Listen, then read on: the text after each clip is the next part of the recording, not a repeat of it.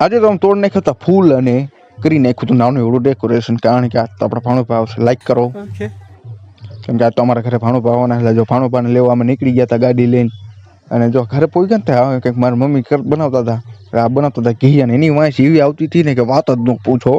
એવી વાંસ આવે ને, મને તો લગભગ તો નહીં હોય માથામાં ચડી ગઈ વાંસ. પણ મમ્મી કેવી રીતે બનાવતા હશે ઘી એનાથી ખબર નહીં.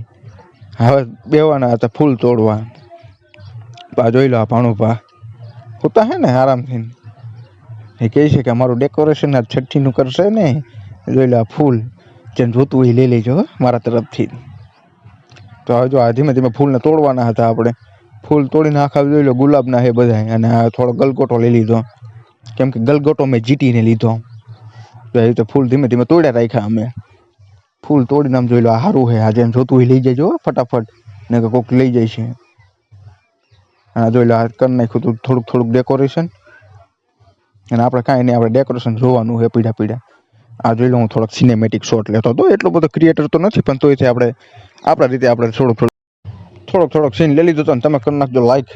અને જો આપણા છઠ્ઠીમાં આવું કાંઈ હતું નહીં, એટલે મેં શું મગજ વાપર્યું ખબર છે. જો ધીમે ધીમે વિડીયો ઉતારી લીધો, અને આજે હું બેસી ગયો હતો. એમ કે મને ખબર નથી કે આપણે છઠ્ઠીમાં આવું કર્યું હતું કે નહોતું કર્યું, એટલે અત્યારથી બેસી ગયો. અને બધા લાઈક ફોલો